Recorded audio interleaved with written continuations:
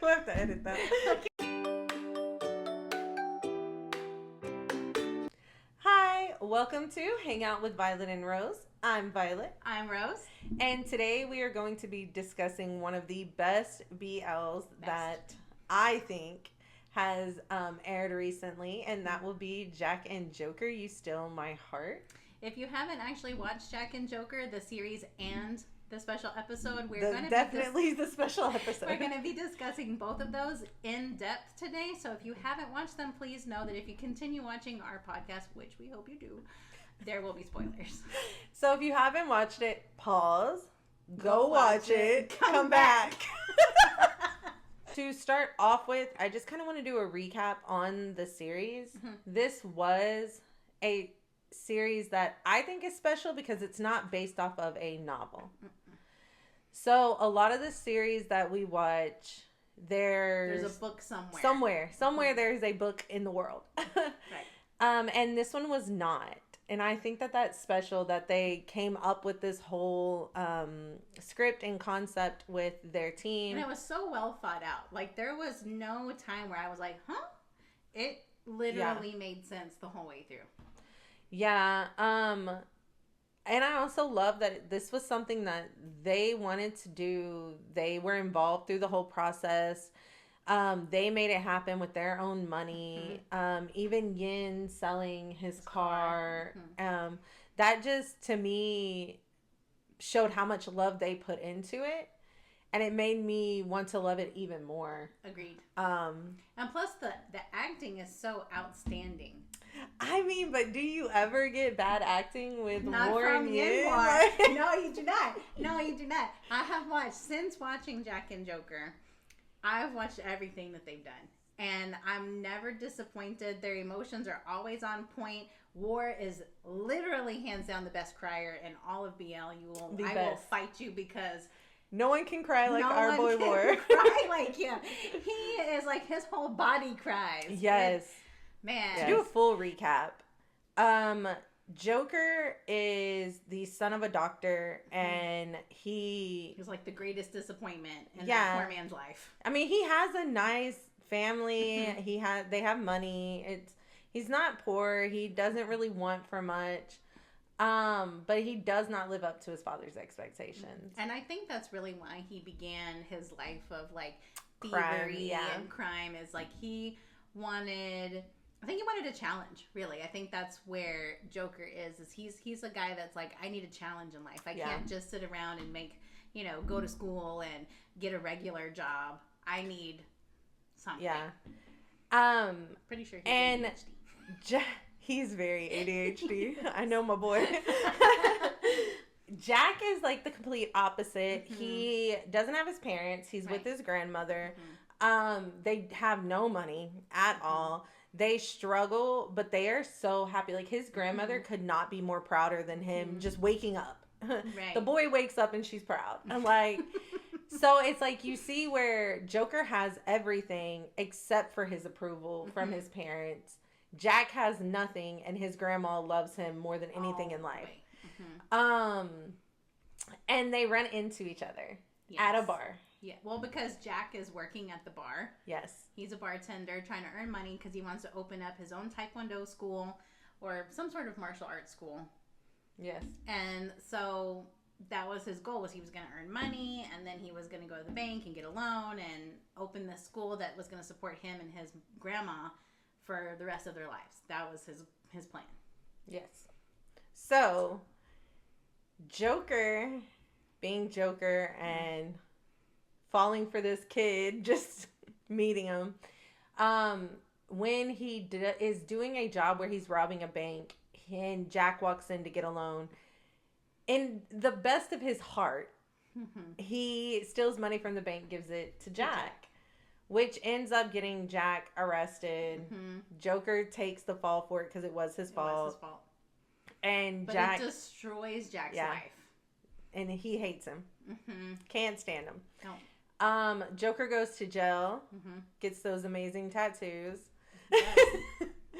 And then gets back out and thinks Like, hey, he's just gonna hook up with Jack again. He's like, where's my buddy? Like, you know, it's been besties. A few years. Like, we got this. We're gonna hook up like we never left. And Jack, who now works for the boss. The boss, yeah. The boss. And collects debts, does not feel the same way. Mm-hmm. So pretty much the series just takes on Joker trying to regain his trust from Jack and the forgiveness. And then getting Jack freedom from Boss, because he had to make a deal with Boss in order to pay off his debts or something. And so he's like under Boss because he's got this thing held over him. Yeah. And until he's free, he has to work for Boss.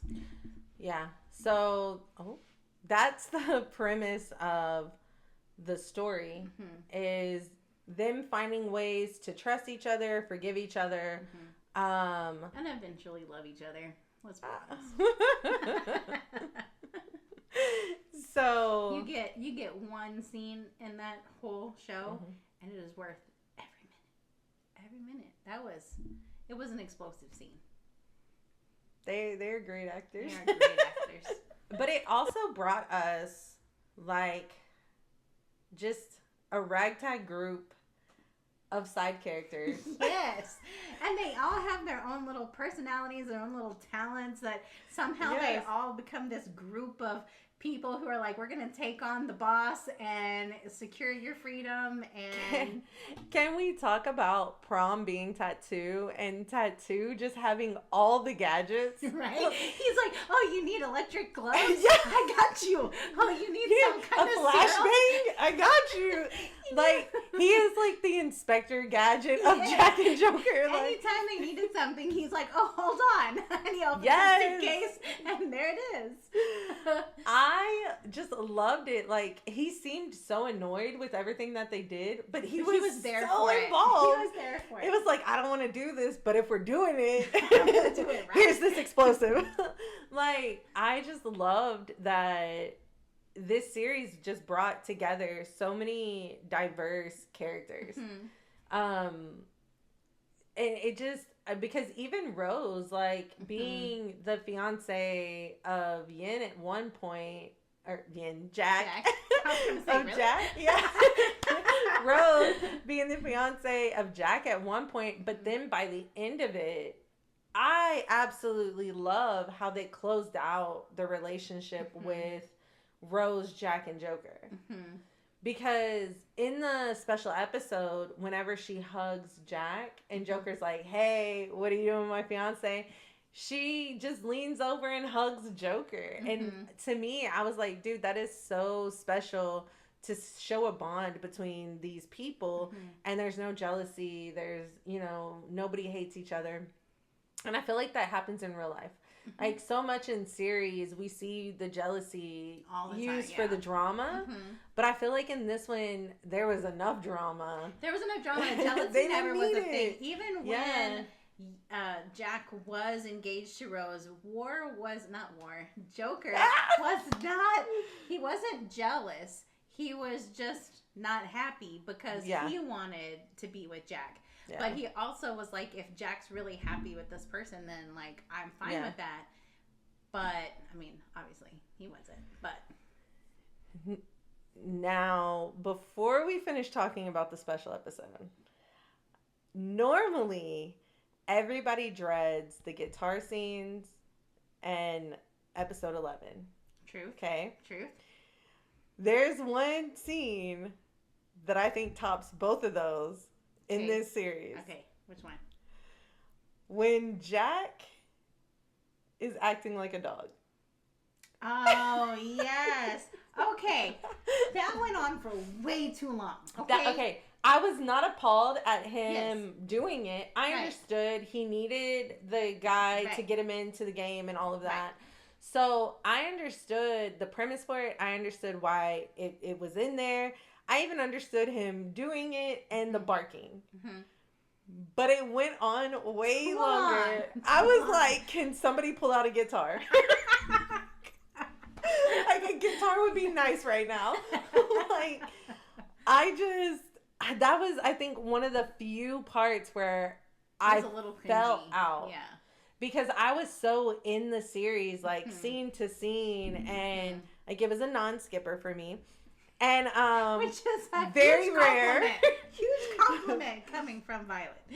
So, for me, that was one part where it took me out of the, like, just being engrossed in the series.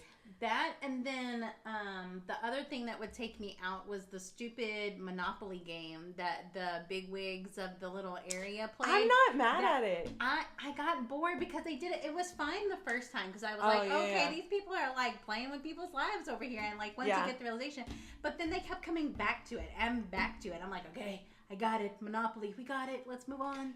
I don't know. I wasn't mad at that. I think that it played into the part of how little regard they felt for other people. Yes. And I think every time they came back to it, there was something different. Somebody had a ring that didn't have it before. True. Somebody was involved. Jack was involved. Somebody somewhere. Something changed. Oh, and then the video game scene. When the crazy dude who makes Jack bark for him is playing the video game with Jack, that went on too long. That was annoying. You're lost. You don't remember it. No, I remember it. I'm trying to see if it affected me. I got to the point where I was just like, okay, because like they had a little character on the screen which was like super like 1980s It character. Was. And I was very... like, this dude's like super rich and we're playing 1980s Mario. But anyway, yeah. And so I'm sitting here like watching little dude, and then they play another round and I'm like, okay, skip. I was like, I don't think it bothered me. I don't think I had any feelings one way or the other. Okay. Because I remember the scene. Yeah. I don't think I was like, this really is cringy or like, oh, this is a good scene. I think it was just a scene. I think for me, because character development is such a big, crucial thing for me when I'm watching a show, when I'm reading a book, when I'm doing anything, if my characters are not developing, I'm bored. So I think that's kind of like where I get sometimes with scenes like that. I thought I cared a lot about character development, but I think if a character is a good character, I think it can make me forget that they're not developing. And I think for me, just Jack and everything he went through, and then Rose helping him, and then I just feel like all of that... I felt bad for Rose. Like when she cried, when she realized that Jack really loved Joker and she figured out that they were not going to get married, like her tears, I felt those. I feel like it came back around whenever they were chained up. And Jack was playing for her. And I think she knew like, okay, there's no way he's going to pick himself or me. over Joker. Can we talk about the genius of Joker? I love that. Because he did that on purpose. And it's the most perfect thing because Boss is over here like, oh, I got this. I'm about to blow your head right off. And then I'm sitting here like, no, you know, money. You don't got it. And then like, what kind of crazy ass world do they live in where we just got like neck bombs and like it's, and then you got like those 1985 again. You got those old arcade style machines where we're playing Hangman. And I'm like, where did he get these props? And like went to like one of those houses where they were like. I will say some of the props, but thinking about it, I mean, it was produced independently. I know, it was. It's an independent. It's just, I felt like, I don't know, like it just, that scene, I loved it because Zari is definitely a top. But I low-key think that I'm going to get a tattoo of Zari. You and your tattoos. I'm not against them. I wish I could get them. But anyways. Because if I had, like, Zari. Okay. Anyways, guys, off topic. That's gonna happen a lot in this podcast. Just to let you know. So sorry. We're not at all. Okay, so that recapped a lot of what the story was about, some things that we loved and we didn't love. Going to the special episode. It really was like the topping that the cake needed because I wasn't even sure. Like I felt like the story was so finished when we finished the show that I was actually a little surprised, right? I felt that way too. I felt if they would have ended it, I would have been fine. It was, I was fine. So I wasn't fine. I wanted more. We always want but more. I was fine. We do. I was fine with it just being what it was. But when they came out and they were like, we're going to have a special episode, and I was like, all right, let's go. So my whole world, like, it like dimmed because the story was over. Yes. And then it got so bright because of the special episode, and then spoilers came out and it crashed. Spoiler, because we're international fans, like everyone in Thailand and in Asia got to see it first. So TikTok I think it was the ones that paid for the that's right. to the event. So then they were posting spoilers on TikTok. So I tried to stay off of TikTok for several days. And then if I saw either Yin or War's face, I was scrolling past because I was like, I don't want to know. Even though I accidentally saw a few things. And then, of course, everybody was like, guess who's dead? And I'm like, dude. So that was not a surprise when I got to that part of the special episode. However, that didn't make it any less magical watching the special episode because I felt like really the special episode stands on its own. Like it's connected, but it's not connected. You know what I mean? The special episode could have been a miniseries. Like without Jack and Joker at all the episodes, it really could have. It was a standalone. It really was. So with that, we do know that for an extent of time, Joker was dead in the series. In the episode. So I did not find the villain, the guy that Jack had the karate session with and had ended up working for Boss at one point. He came back. Carbon. Thank you. I did not, like, I wasn't surprised. I kind of knew it was going to be him. Either everybody was like, it's going to be Boss. I'm like, it's not going to be Boss. It's not. Yeah, no, I wasn't surprised. I kind of expected it. As soon as it was like, oh, there's a bad guy, I was like, ah. Then whenever they showed the video, the security surveillance video, I was like, it's him. Exactly. That's what I figured it out too. As soon as we saw that, and somebody, I think it was Joker said, that walk looks familiar or something. One of them said it, and I was like, it's Carbon. No, it's got to be Carbon. But you know what? That dude is vicious. Yeah.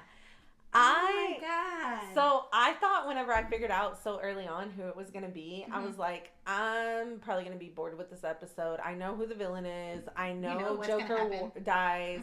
So to me, I was like, it's just going to be an episode. Okay.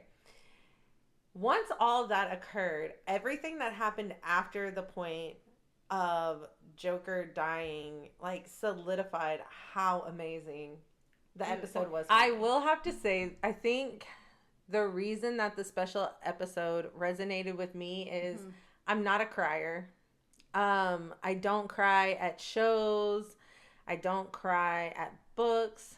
Real life stuff, I hardly cry. Like, I'm just not a crier. And I will openly admit that this episode not only brought tears, but those tears dropped, like, down my cheek. Shut up. Like, yes. I mean, I wasn't bawling, but there were tears watching this episode. And so to me, I find that special when you can make someone like me, like, you know, I'm not a cutesy person. I'm not getting your feelings. So for me to bring that part out of a viewer like me, I just feel like that's amazing. But that goes back to the fact that they're just amazing actors, and they really, you can tell how much work they put into their characters, and they really know their characters. It's not just them showing up to act in a scene. That is them in that scene. And throughout the whole series, the series and the special episode, they never disappoint, ever. So for me, the special episode really let Yin shine.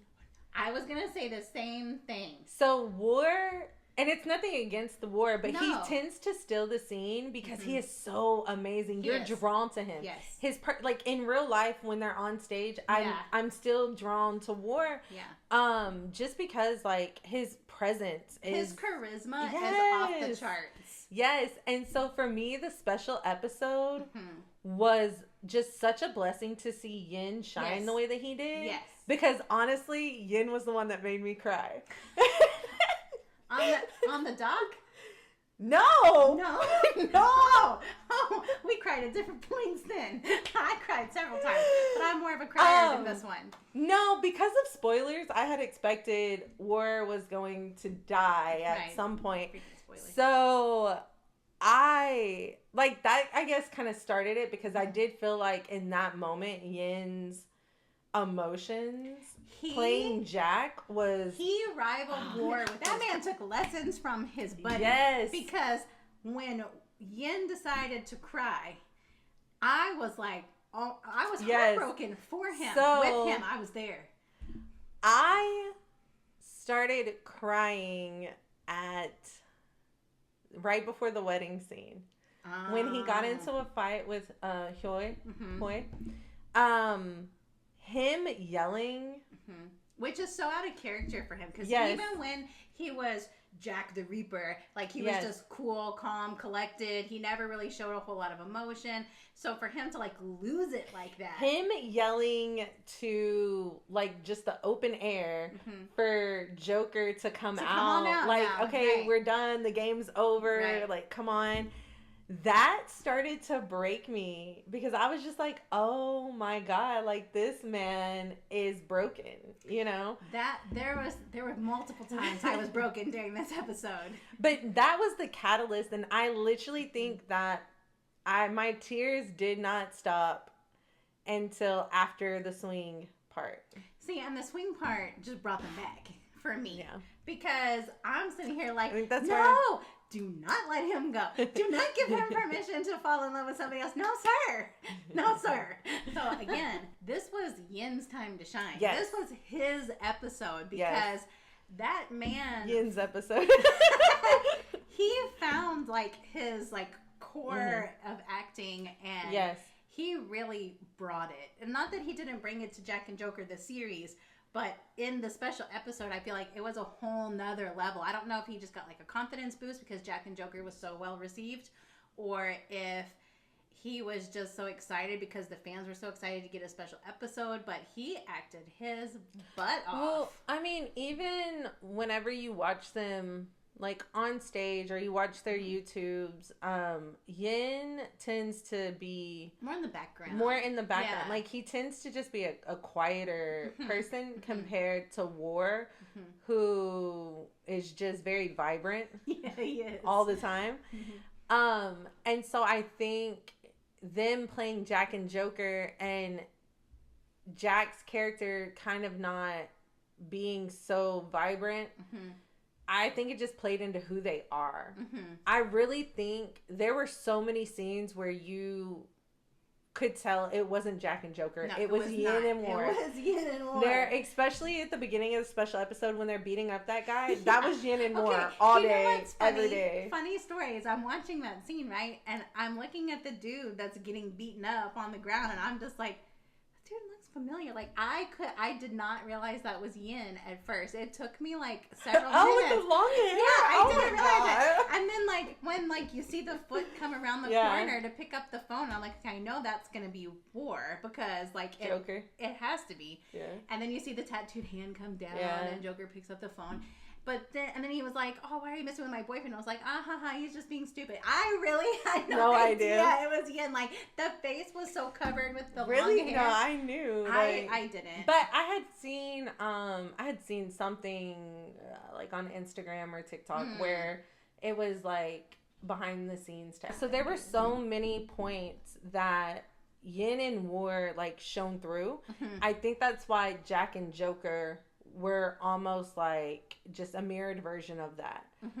So to see Yin take the spotlight for the second part of the special episode, it was like I mean, people say, you know, a breath of fresh air, but it wasn't really a breath of fresh air because he's an amazing actor. Yeah. But it was, I think it sparked a lot of interest in him for me. I think it allowed him to be center stage where, like Violet said, he's usually kind of behind War in most of the series that they're in, because War is such a vibrant person and he plays these really dynamic, dramatic characters. So, and even in other series that they've played in, Yin is always the quieter, calmer type personality. So getting to see him really come out of his shell in an acting way was, I think, really refreshing. Yeah, I agree. And can we discuss the levels of grief that Jack went through and how freaking well Yin portrayed that in his character? Every single one. Like, I mean, he went through first with denial, of course. Yes. And you see from the moment Joker falls off, like, he's in denial of that happening. And it just continues to play. I mean, even whenever they're, like, he's making food, they make extra plates. Even Grandma's involved. Yeah, Grandma! Shout out to Grandma. Shout out to Grandma. But yeah, it's like he never once allowed himself to believe. No, he was, and he would Joker tell everybody, he's like, he's still alive. He's not dead. Then we see his anger, especially at Hoy. Like, I don't know why he kept taking it out on that poor boy. I don't know either. Hoy's the only one who has no love interest. And then he ends up like the brunt of all the anger. I mean, he's a driver in the show. I know. And it was like, and he was Tattoo's bestie until Aderon came. And then it was like... And then you have Jack just going off on him every time he's like, bro, the boy's dead. Like, yeah. So that, to me, that showed you the denial, that showed you the anger. And then we got to the bargaining. When he is yelling into the sky, and this is the part that broke me. I already mentioned it. When he is yelling into the sky, like they are playing hide and seek, and he's like, all right, Joker, game's done. Come on. Like, that got me. That is whenever I knew I had to talk about it.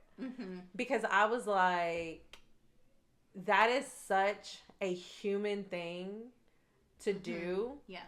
To sit and try to bargain, you know, whether you try to bargain with the earth, whether you try to bargain with, like, you know, a higher power, where you try to trade yourself, where whenever something negative impacts you and you try to bargain to take that negativity away because it hurts so bad, I was like, that is such a human emotion. And you could feel the underlying pain. Like, as much as Jack was smiling and pretending that Joker was sitting at the table next to him eating dinner, you could see in his face that he knew deep down that Joker was not there. But he was not ready to admit it because that was his person. Yeah. They had just gotten back together, just gotten engaged, were planning their wedding. Everything was coming up great. And then, like, the crazy lady was like, oh, no, there's no auspicious day for you to get married. Somebody's going to die. And then they do. Yeah, foreshadow. And then I think so he moved from denial, anger, bargaining, and he really showed when it all came crashing down at the bridal room at the end of the wedding. Okay, I have I knew she was going to bring it up. Let's be fair, okay? I understand that apparently I've been informed that this is a tithe thing. But when he married the doll... It's a tradition to marry them. I mean, not a tradition. Well, it might be a tradition. But it's culturally, he married him so that, you know, he wouldn't be forgotten and to keep, like, him alive, his love alive. And... I just felt like it was such an odd moment because here comes this doll carried by the brother in the tux, and then they have his face plastered on this like duct taped head thing, and I'm just like, okay, it was creepy. Okay, it was creepy. I appreciate the fact that they still had the wedding. No, I do appreciate that they had the wedding because when Jack was like in La La Land and he was hallucinating that Joker was really there and they were kissing and they were having their wedding, I was there for it. It was just... It was so beautiful. It was just the doll. And then he takes the doll home. Like, Hoy drove him and the doll home. But I feel like he had to go through that. I know. I think that's what... I think it was the way the doll looked is what... Yes, it really is. I feel like it was just... Yeah. But I feel like that's why that was that defining moment, because I think up until that point, Jack still had hope. That Joker was going to show up for the wedding. He was going to come. And then when he didn't, and they went home with just a doll, that was when Jack finally realized, like, I've lost Joker. That's when the depression hit. Yeah. That's whenever he made it to that stage of grief where, like, it crashed down on him, and he was like, there's no way to move around it. There's no way to go around this. Like, I've had my wedding. I've done, the most important thing to me, but I don't have him here with me. Right. Is, I think, how he felt, which I think was the catalyst for him moving to the acceptance stage whenever he started working through the Sorry book. Mm-hmm. And I think him going through the book and doing everything in it, like, I don't want to say it washed away the bad Jack, but I think it freed him to be the Jack that he used to be before he started working for Boss, right. Before Joker got arrested. I think there was such an innocence and such, like, a liveliness to Jack that he lost throughout the series. And I think him going through the stages of grief and getting to the acceptance and understanding that he has to continue to live so that Joker can continue to live by doing everything in the Sorry book. And then at the end, whenever it just says, be happy. Yeah, that was a tearjerker right there. That was a tearjerker. But I feel like grief happened way too fast because literally Joker's dead, right? Then they have the wedding. He goes through his depression, and then it literally says on the screen, 1 week later, and the man's at the swings in acceptance stage. I'm like, no, sir. No. The love of your life, your soulmate, your other half has perished into the ocean. And you're all like, 1 week later, I accept that you're dead. I'm just going to go on a little travel excursion now. I was just like, wait. So, just... But I think it was 1 week from the wedding. Still, like, how long was the wedding from the I don't know. Day? I don't either. I need a timeline, Yanmar. I need a timeline. I mean, I understand, but also if it was 1 year later and us finding Joker in a cabin, that's true. It wouldn't work. You're right. Because he wouldn't have been in a coma. Yeah, so I think the reason they did it that way was to show that he had just woken up. He just figured out he was stolen and was in this cabin. And so the timeline doesn't bother me because I think Yin displayed the stages of grief as Jack so beautifully. And I don't know. It was so well done that I'm not even mad at the 1 week later. I'm still dying to know who has Joker. I have theories. I think there's going to be a season 2. I, hands down, think there's going to be a season 2. Yeah. They left it way too open. I mean, their series, Jack and Joker, the series finished to where, like we said, you didn't really need a special episode. But we got one anyway. The special episode ended on such a cliffhanger. There's no way that there's not at least another special episode or a season 2. Yeah. I would love a season 2 because, I mean, I'm a glutton for Yanmar. All their shows, more. Yes. They do have the tendency to draw you in and to make you feel like you're a part of the series with them. Like, I just talked to Joker, and you know, like that's how I felt. Like Jack, it's okay, guy. Like he's right here in the cabin. Like let me take you to him. Like he's okay, buddy. Yeah, he's not really dead. Like it makes me feel like they draw me in so well, so well. That's why I was so happy whenever I saw this was produced by them, this was it was them, because I knew off top it was going to be something I was going to enjoy. It wasn't just going to be another run-of-the-mill show. It wasn't going to be anything where I was like, this is the same old, you know. And for so many episodes, it did not feel like a BL. It did not. I thought I was just watching an action drama. Yes. And I think they said in an interview that that's what they were really hoping for, was even though it's a BL, they didn't want it really labeled as a BL, because they wanted to do. I wouldn't label it as a BL. I wouldn't. I would label it as an action drama and move on, because there were so many aspects that had nothing to do with your usual BL dynamics. It just I thought they did a bang out job of making me feel like was about the story, not the love. The love was like secondary to all the other stuff, which normally in a BL it's not that way. Usually the relationship is top tier, and then everything else is just kind of like, here's a little story in there so you don't get bored. But honestly, like there were times where I would be watching it and I would be like, wait, are they gonna go back to the relationship? Like, are they gonna go back to them being together? Because it kind of feels like they're not. But I didn't want to stop watching it. Right. I was like, okay, whether they're together or not, you know, I'm gonna watch.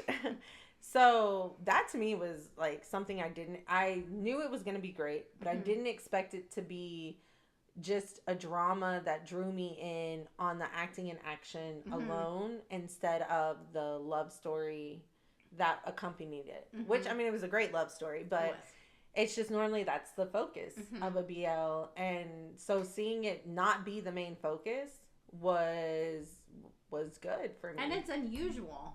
And I think that's one of the reasons why Jack and Joker is so popular, is because it kind of caught everybody by surprise. Because, you know, Yin War was only really known for Love Mechanics, which is another great drama that they did. But for Jack and Joker, this was their baby. Like you say, they wrote it, produced it, they paid for it, they did everything. They trained for hours. Jack, Yin learning Taekwondo and trying to do everything that they needed to do, because they didn't have stunt doubles. They did all their own stuff. So they really put everything that they had into the show, and it shows. So much work. It really shows, though. I wish I had a stunt double on the daily. I need a life double. Somebody who can go to work for they're just out here taekwondoing it up. But so Yin shining through, going through the stages of grief in such a beautiful way. It was beautiful. Joker,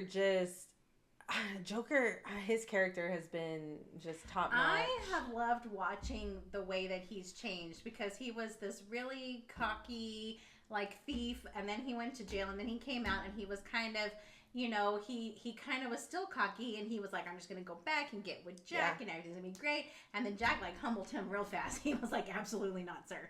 And then to having to humble himself and then grow with Jack to re-earn his trust. Even at the very end, well, not the very end, but even in the special episode, whenever he's talking to his dad about them getting married, and like grandma's there and everything, and his dad is like, you know, questioning him, and he's like, oh, don't say that, you're gonna make me mad.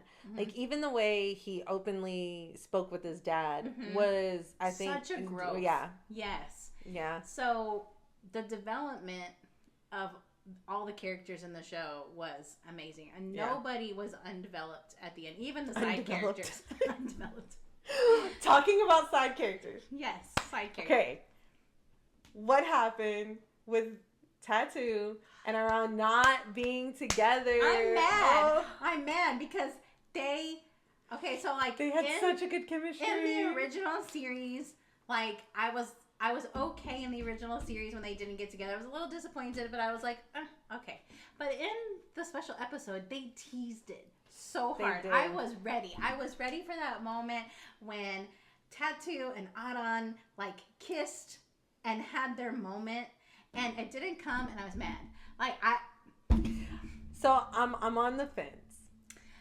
I am highly upset that they did not make them a couple because you talking about character development, Alon's character development. It was going from that just princess, spoiled little and to where he's like down in the gutters with these boys knitting clothes. Yes. Okay.